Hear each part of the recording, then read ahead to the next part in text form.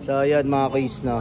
Magandang gabi sa inyo lahat. So pupunta kami ngayon ng pupunta kami ngayon ng tagpuan.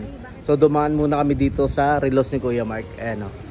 Yan. So kumuha lang muna ako ng order. Ito yung mga order namin. So sa mga naghahanap ng pabango, PMU lang ako. So yun. Tapos meron tayong i-review. May i-review kaming pagkain. Yun, sa asawa ng crispy sisig na si Nelson. Yun. Kahapon galing tayo doon. So ngayon, alam mo ba pangalan nun? Alin? Nung asawa ni Nelson? Mauden. Mauden. Yun.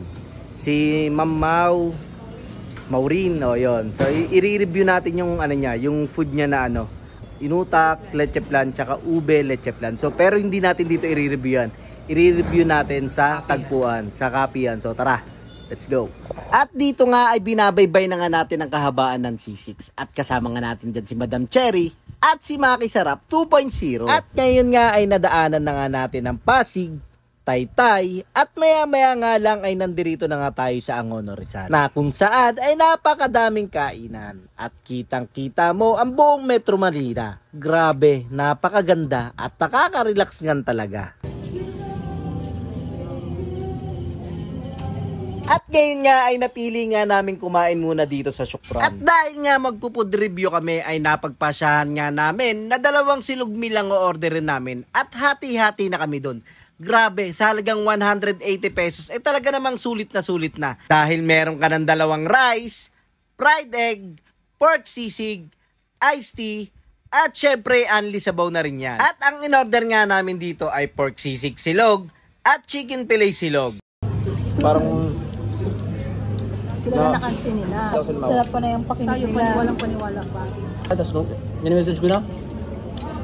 At eto nga, at tapos na nga kaming kumain. At magkakape na kami dito sa Cafe in the Sky. Grabe, napakaganda rin talaga dito. At napaka-instagrammable. At napakatahimik. At tamang chill lang talaga. At talaga naman bagay na bagay sa magjowa, nagliligawan, magbabarkada, o kaya yung gustong makalimutan ng panandalian ang kanilang mga problema. Yo, what's up mga kuys, no? So ngayon nandito tayo sa may Cafe in the Sky. So magkakape muna tayo, tapos magre-relax. Tapos lang namin kumain sa Shukran. Salamat! So, tapos meron tayo ditong isang tropa, si Kuya.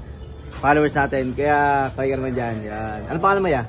Galgion po. Ayun. Kuya, shoutout sa'yo kuya. Hanapin niyo yung napakagwapo yan. Parang si Chooks yun. Chooks TV yun. Chooks TV. Diba? So ayun, pag pumunta kayo dito sa Cafe in the Sky, hanapin nyo lang si Kuya. So, ito yung in-order natin dito.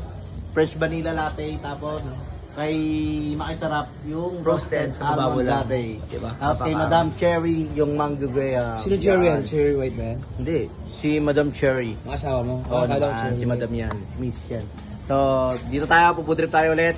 Kita tayo. At may re-review tayo mamaya. Yung food trip ni Ma'am Mau. Yung, inutak, graham.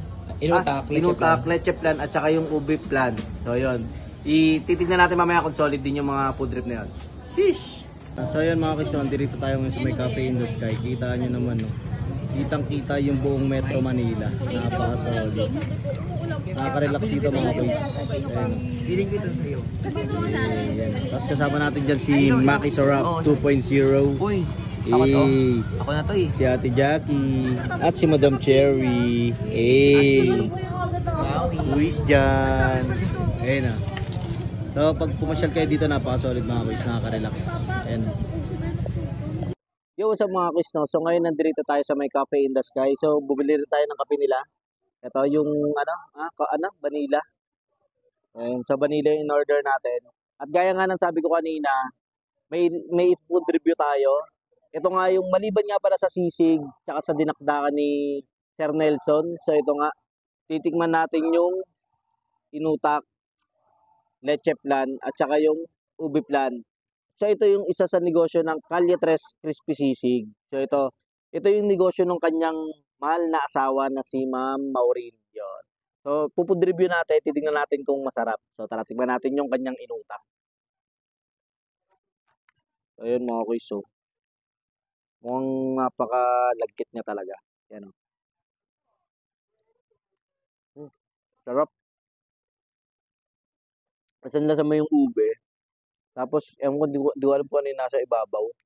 Pero napaka-creamy niya.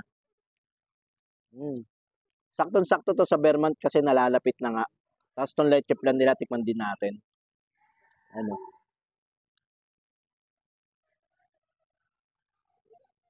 Mm. Yung leche plan niya hindi sobrang tamis. Hindi siya masakit sa lalamunan. Tapos lasang-lasa mo yung egg yolk. Sarap. Ano? Tapos maliban nga pala dito, meron din sila ditong ube plan. Ayan. Yan.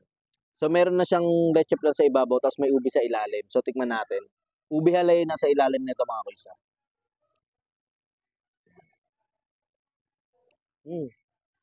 Sarap.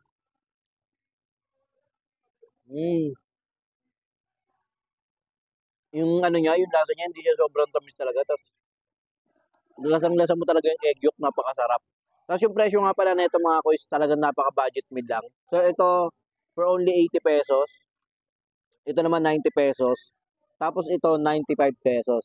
Kaya sa mga gustong umorder nito, i-PM nyo lang yung Calle 3 Crispy Sisig.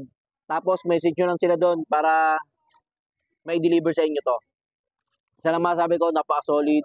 Panalo pati sa presyo. Sheesh.